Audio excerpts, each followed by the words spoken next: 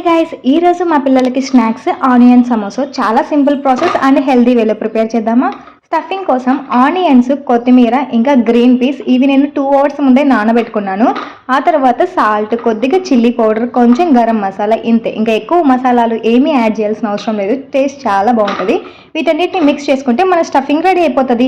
Next mixing కోసము ఒక బౌల్లో స్పూన్స్ గోధుమ పిండి వేసి వాటర్ వేసి మంచిగా మిక్స్ చేసుకోవాలి. అందులో ఉండలు కట్టుకోకుండా ఇలా రెడీ చేసి పక్కన పెట్టేసుకోవాలి.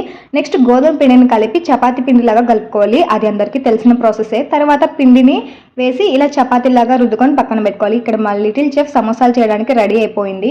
మనం రెడీ చేసిన చపాతీలను ఇలా ప్యాన్ పైన వేసి లైట్ ఫ్లేమ్లో జస్ట్ ఊరికెలా కాలనివ్వాలి. ఆ తర్వాత దీన్ని స్క్వేర్ షేప్ వచ్చేలాగా ఎడ్జెస్ మొత్తం నీట్గా కట్ చేసి పెట్టేసుకోవాలి. మన సమోసా షీట్స్ అయితే రెడీ అయిపోయాయి. ఇప్పుడు సమోసా షీట్స్ అని సమోసా షేప్లో రెడీ చేసుకొని లోపల స్టఫింగ్ పెట్టుకోవాలి. ఇక్కడ వీడియోలో చూపిస్తున్న విధంగా మీరు వీటిని షేప్ లాగా ప్రిపేర్ చేసుకోవాలి ఫస్ట్.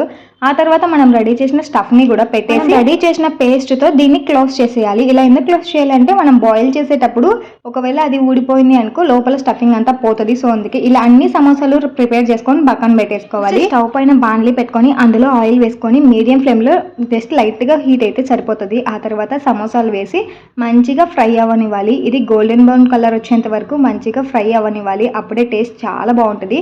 ఫ్లేమ్ని మీడియం ఫ్లేమ్లో పెట్టుకొని చాలా తక్కువ ఫ్లేమ్లోనే హీట్ చేసుకోవాలి. ఎందుకంటే లోపల ఉన్న ఆనియన్స్ ఇంకా గ్రీన్ పీస్ ఇవన్నీ మంచిగా కుక్ అవ్వాలి అంటే కన్ఫామ్గా టైం పడుతుంది.